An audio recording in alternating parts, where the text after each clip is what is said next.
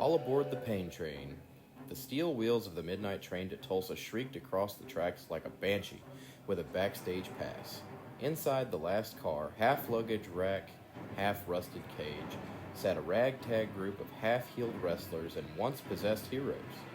The moonlight flickered through the barred windows, casting long, jagged shadows over the faces that had seen so much ring light and too many rituals. Drake, now showing crow's feet, sat silently with a towel over his shoulders, staring into nothing. His hands still twitched now and then, muscle memory from the final punch he'd landed on a demon wearing his student's face. Beside him, Owen sat with his hoodie up, sunglasses on, a neck brace loosely hanging from one ear like an accessory. "I'm good, guys," he said, voice still a bit gravelly, totally normal, 100% me. No ghost residue. "Don't worry, don't ask me to cut a promo in Latin anymore." Ronnie, headbanging to a cassette Walkman, leaned back against a crate of foam swords labeled Ricky's LARP Kit. Do not touch. Seriously, Ricky. He pulled out a fried bologna sandwich and offered it to Will, who sat cross-legged from him, flipping through his leather-bound wrestling journal like it was a sacred scripture. "I'm telling you," Will muttered. The Shadow Club didn't need the book to finish the ritual. They took it for something else, something bigger. A screech up ahead made the train shudder. The lights flickered. Colton peered out the window. "Guys, this train's not going to the station." Ronnie looked up. "Then where the hell is it headed?" The train car rattled. The DG Dojo crew, already sore, half-healed and emotionally scarred, occupied nearly every seat and patch of floor space. Owen was reclining like a retired stuntman, rubbing icy hot into his temples and trying to vibe. Ronnie was wearing 3 pairs of sunglasses and tuning a kazoo. Drake sat in the corner of the car with his arms crossed and a look on his face that said, "One more weird noise and I burn this whole train down." And when the door at the front of the car creaked open, in stepped 2 kids, who absolutely did not belong in a candlelit wrestling death trap. One wore a paint-splattered hoodie, sneakers that squeaked, and hair that stuck up like it was trying to signal for help. Slade Temple. He looked nervous, but not like he wanted to leave, more like he wanted to blend in with the luggage and not be noticed. The other one, Jacob Edwards, wore a cardigan and carried a little notebook. He glanced around at the bizarre menagerie of weirdos with spiritual trauma and simply whispered, "We are not on the right train." "No seats were left in the other cars," Slade said. "We were told just to find somewhere." There was a long pause as the entire car silently asked itself, "Is this our problem now?" Drake stood up. Of all the passengers, he was the only one who didn't look traumatized, but only because he'd already stared down more evil than most could imagine and just filed it under inconvenience. Drake gestured. "Find a corner. Don't talk to Ronnie. Don't touch Owen, and don't ask questions." "I brought granola bars," Jacob offered gently. Drake shot him a glare. Before anyone could escalate the sarcasm, the back door of the car exploded open with a bang. So loud, Ronnie dove for cover and Owen made a noise like a dying goose. A figure stood in the smoke. He was broad, sweaty, shirtless. Black cowboy hat sat crooked on his head. He threw his arms out. "Y'all boys ain't left without me, right? Is this the demon train? Woo! I brought gum for everybody." "Please don't give me gum," Will muttered. Ronnie peeked out from behind a crate. "Is it cinnamon?" "Nope." Jacob blinked. "This is a fever dream." Drake groaned and sat back down. "Great. Now it's a party." Suddenly the lights went out completely. Total darkness. Nothing but the sound of the train and the slow creak of the floor beneath their feet. A distorted voice rang out through the speaker system above them. "Next stop, parts unknown." Jacob whispered, "I would like to leave." The overhead speaker crackled like it was being choked, and then it spoke again. "Welcome aboard the Shadow Express." Owen was already under a pile of suitcases. "Nope, absolutely not. I am not getting cursed again. Was this train always this drippy?" Jacob asked. peeking nervously from behind the luggage. "Blood trains are classic," Bang Bang Bennett said. "Pacing in a circle and shadowboxing means someone's in charge. I respect that." "Respect it all you want," Drake muttered. Already marching toward the next train car. "I'm putting an end to it." The train lurched forward, speeding up as if sensing Drake's determination. Just then, the door at the front of their car creaked open, and from darkness beyond, a cold wind howled through like a spectral entrance. Cue. There, silhouetted in the frame, stood a tall, masked specter in red and green, arms crossed and crackling with a menace. The spirit of Lenny. "Welcome, boys. Tulsa lies at the front of this train, but to reach it, you'll have to wrestle your way through us." A high-pitched laugh followed, and Evil Dose appeared beside him, grinning wide, eyes glowing faintly under the flickered bulbs.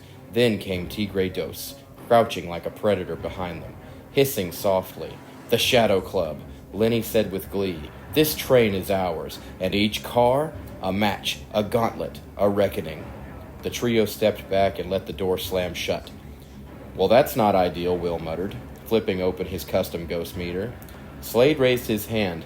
Do we just fight them one by one?" Drake turned, face like a stone. "We fight forward. Every car we clear, we get closer to Tulsa." "What's in Tulsa again?" Ronnie asked, biting into a meat stick wrapped in sage leaves. "The main event," Drake replied. Deadpan, and probably an exorcism. Then the train rattled again, louder this time, as if the tracks themselves were crackling under the weight of the showdown ahead. Drake motioned to the others. "First match is mine." "Not it," Owen called quickly. Drake opened the door to the next car and was immediately hit with a burst of fog, the sound of an ancient Latin chanting. Lenny's voice echoed down the corridor. "Car 1, the Gauntlet of Groin Shots." Drake cracked his knuckles. Classic. And then he stepped into the mist, leaving the rest of the crew standing in the doorway, staring at each other with rising dread. "I'm not wearing a cut," Ronnie whispered. "Neither am I," Will added. Jacob blinked. "What's a groin shot?" Slade offered him a granola bar. "You'll learn." The door slammed behind Drake, sealing him inside. Car 1, the Gauntlet of Groin Shots. The mist was thick enough to chew. Somewhere in the fog, ring ropes creaked. A bell dinged ominously. The crew stood frozen, listening. "Is he okay?" Slade whispered. Smack! A body hit the wall hard enough to dent it. From the other side. "Yep," Ronnie said. "Drake's in there." Owen flinched as another thud reverberated. "How many cursed luchadors you think fit in a single rail car?" Will consulted his ghost-hunting EKG monitor.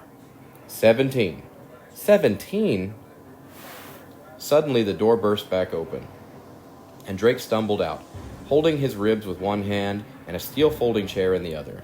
His shirt was singed, his beard was smoking, and he looked like he had definitely been kicked below the belt more than once. They all do springboard nut shots. He collapsed to the side, eyes wild. "Next?" "I'll go," Will blurted, puffing out his chest. "No," Ronnie said, holding out a sage stick. "We need you alive. I vote Bang Bang Bennett." From the back, a voice shouted, "Someone say my name?" Bang Bang Bennett did a somersault into the aisle, already shirtless, dripping with mystery oil, and yelling nonsense. "Car 2, I eat cars for breakfast. I'm the snack that slaps back." He hit his head on the doorframe, bounced through, and disappeared into the fog. The train car shook violently, sounds of smacks grunting what might have been a powerbomb through a rail bench, then silence. Jacob blinked. Do people usually survive these things? Slade shuddered. This feels normal for this group. The door creaked open. Bang Bang Bennett emerged wearing a ceremonial lucha mask on backwards. Pantsless, but victorious. "The spirits taught me a new hold," he bellowed. "It's called feeling something again." He flexed. The lights flickered again. Car 3, Lenny's voice echoed, is for those who fear the entrance ramp. "What does that mean?" Owen asked. Ronnie groaned. "Oh, no, it's that car." Will looked up from his ghost meter, eyes wide. "They're going to play music themes over and over until one of us breaks." Jacob clutched his ears preemptively. "They wouldn't." "They would," Drake grunted. Still curled in a ball and they'll start with the worst ones, Ronnie nodded grimly. You're going to hear guitar solos, trap remixes. There's a cover band Ghost that plays Paradise City on a loop. Will stood. I'll go. Everyone turned. Are you sure? Owen asked. Will nodded. I've trained for this. I can handle this. He cracked his neck, adjusted his EKG meter, and stepped toward the next train. Godspeed, Ronnie whispered, as Will entered the door slammed shut behind him, and the unmistakable sound of a badly edited trap beat blared through the walls. It had begun. The moment Will stepped into car 3, it was like falling into a music video, directed by someone who'd only seen wrestling intros and fever dreams. Colored lights pulsed in all directions. A fog machine hissed in the corner like a pissed-off cat. The walls shimmered with poorly rendered Titantrons, and every 5 feet a disco ball swung from the ceiling, spinning just as fast, enough to cause vertigo. And worst of all, the music. Let the bodies hit the floor. Let the bodies hit the floor. An off-key mid-2000s attempt at metal remix blasted at full volume, featuring steel guitars, dubstep drops, and what might have been a yodeler beatboxing. Will took a deep breath. I trained for this. Suddenly, 2 ghost figures descended from the fog. One wore a shimmering jacket with tassels that never stopped waving. The other had sunglasses on top of his ghostly head. We are the Timekeepers. Will narrowed his eyes. You're dead. And we're still undefeated, they bellowed in unison. One of them launched a ghost lariat, narrowly missing Will, who ducked and rolled behind the stack of vinyl records. The music abruptly shifted to the 90s synth-pop version of an old-school heel theme. Will whipped out his EKG reader. Ghosts or gimmicks, he muttered. Scanning the room, the needle twitched violently. Both! The Timekeepers began to perform a tag-team sequence they must have rehearsed for centuries. One climbed an invisible turnbuckle. The other started a long, rambling promo about respecting tradition. Will turned on his GoPro. Nobody's gonna believe this. Suddenly, the music cut. Silence. Even the disco balls stopped spinning. Will looked around, and that's when the chanting began. The Timekeepers were gone. Enter the Shadow Club. The walls quivered, and the trio's influence seeped into the train. A hidden trap door opened at the front of the car. And standing there, silhouetted by flickering green candlelight, was Evil Dose himself. He didn't speak.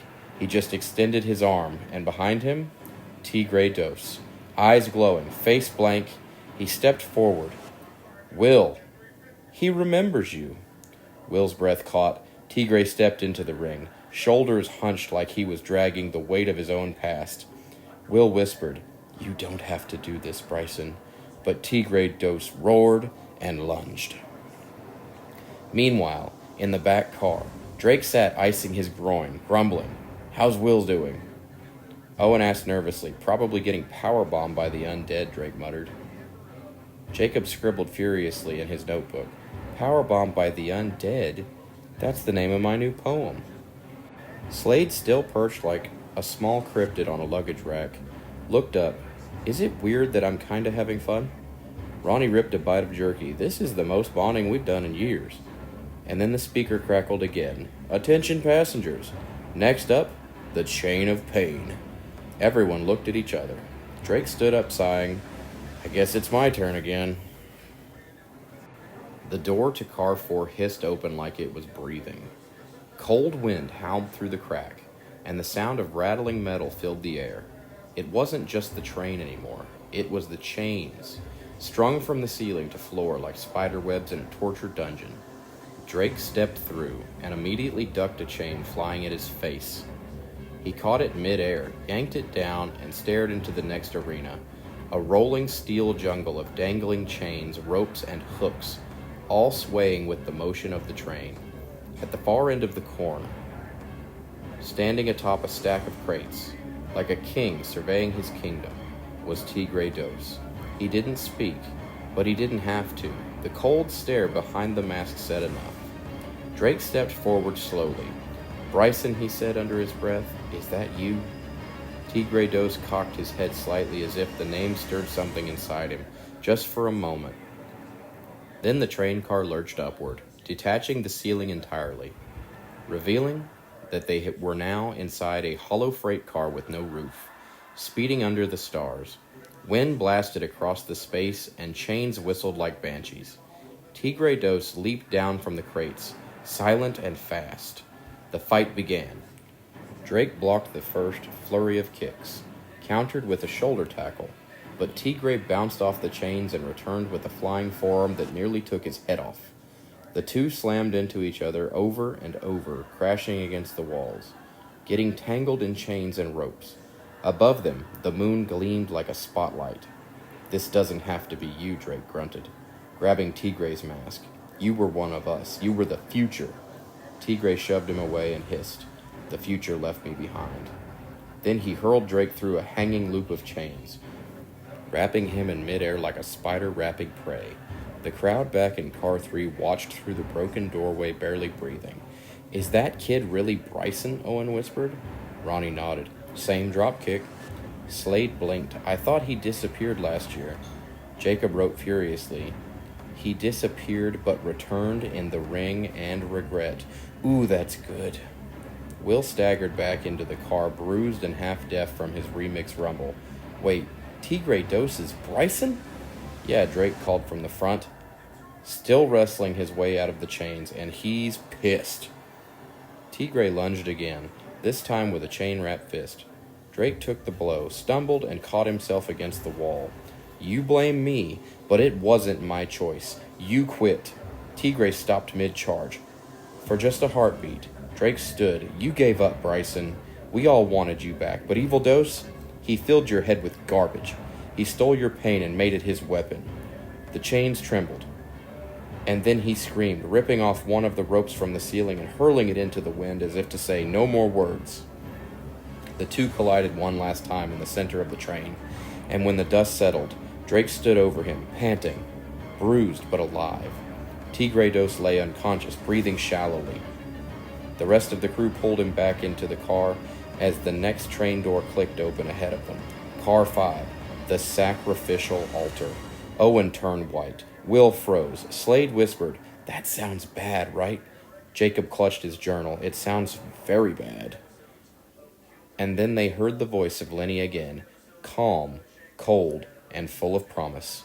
"The ritual is almost complete. All we need now is a sacrifice."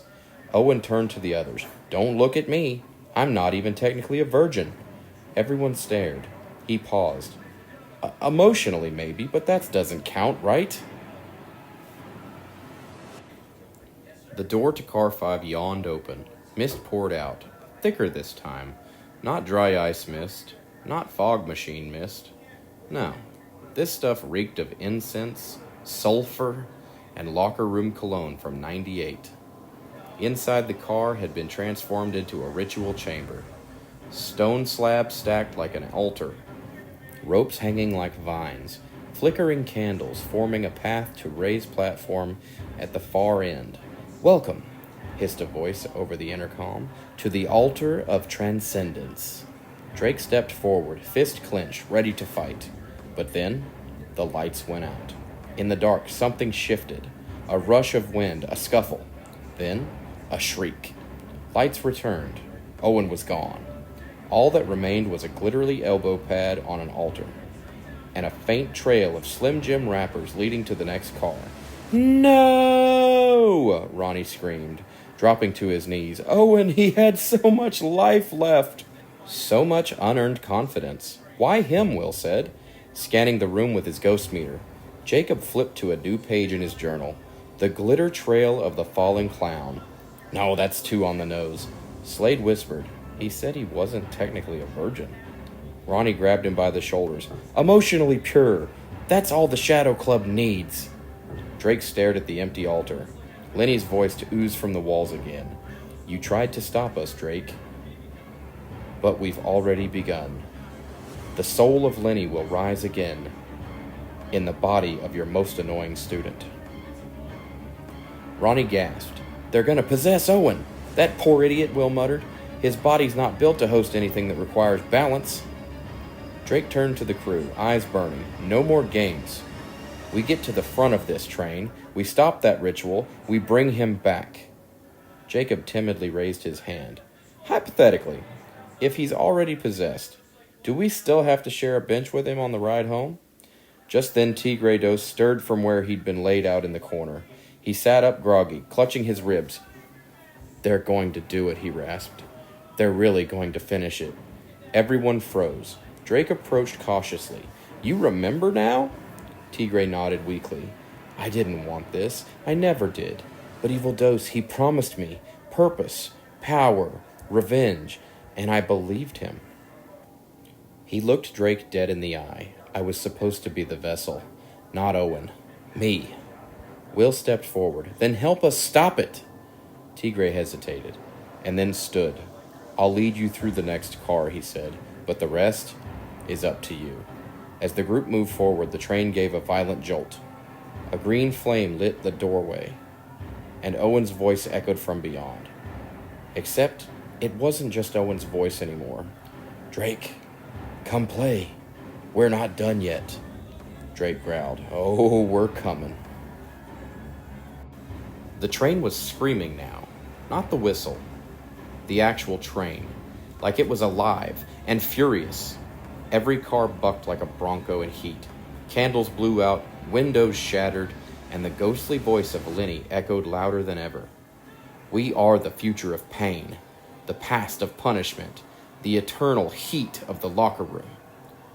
Inside the final car, Owen floated 3 feet off the ground, eyes glowing green, arms spread wide as the spectral ropes bound him to the sacrificial ring. His body spasmed with jerky movements as Lenny's soul poured into him, twisting muscles and memories into something unholy. Outside of the ring stood Evil Dos, channeling the ritual. Smoke rose from a blackened wrestling rulebook, sizzling as it bled ink. Drake, Ronnie, Will, Slade, Jacob, and the limping Tigre stood at the doorway frozen. We're too late, Will whispered. No, Drake growled, not yet. He surged forward, but the ropes came alive, snapping forward to block him like snakes made of turnbuckle tension. Evil Dos cackled and hurled a fireball from his hand, catching the floor aflame. Lenny's voice rolled again from Owen's mouth. Your spirits are broken. Your souls are mine.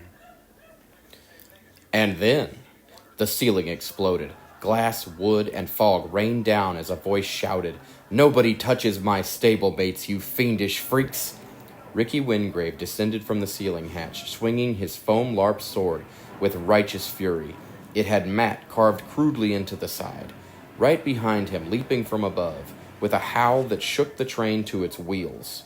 Battle, the massive, snarling direwolf wearing a custom DG dojo collar and howling in B-flat.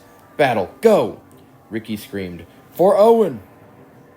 The wolf pounced. Evil Dos was instantly taken down in a blur of fur and fangs. Ricky charged Dos, sword raised. The two collided in a swirl of cloth and tragedy. As Ricky screamed, You were my secret Santa last year, you traitor! Drake jumped into the ring and reached Owen, grabbing the book and yanking it from the flames. Lenny screamed, his spirit halfway between worlds. Ronnie! Drake shouted, Sing something dumb! Ronnie did not hesitate. He grabbed his kazoo and blared a horrendous tune, the national anthem as it performed by someone being tasered in a thunderstorm. The spectral flames shrieked and sputtered. Owen suddenly dropped to the mat with a thud, whispering, I dreamed I was in charge of creative. The train jolted violently again. Will looked out the window. Tulsa loomed ahead, but the tracks had ended. The train was barreling toward downtown at full speed. Guys, the train, if we don't stop it, we're going to pile drive into Tulsa. Battle, Ricky shouted. Find the engine room. Go, boy! The dire wolf bolted down the hallway. Everyone scrambled after him, leaping over the rubble. In the front car, Ricky found the emergency brake and swung Matt into it like a Highland champion. The lever shattered. The train groaned, screeched louder, and finally screeched to a stop, right at the edge of Tulsa. Everyone collapsed in the aisle. Drake pulled himself up, looked around at his battered, bruised, half-possessed crew, and let out a long, grumbly sigh. Well, he muttered, let's never speak of this again. Ronnie handed him a meat stick. Too late. I live streamed most of it. Owen sat up. Did I win the match? No, Ricky said, patting Battle. But your body's no longer a haunted duplex, so yay? Jacob jotted the final words in his notebook. The train stopped, the spirits scattered, and the DG Dojo boys survived.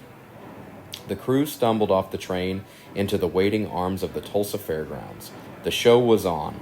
From the depths of the arena you could hear, UWO, UWO, UWO, UWO, UWO. Drake looked at his peers and cracked his knuckles. Go Ducks.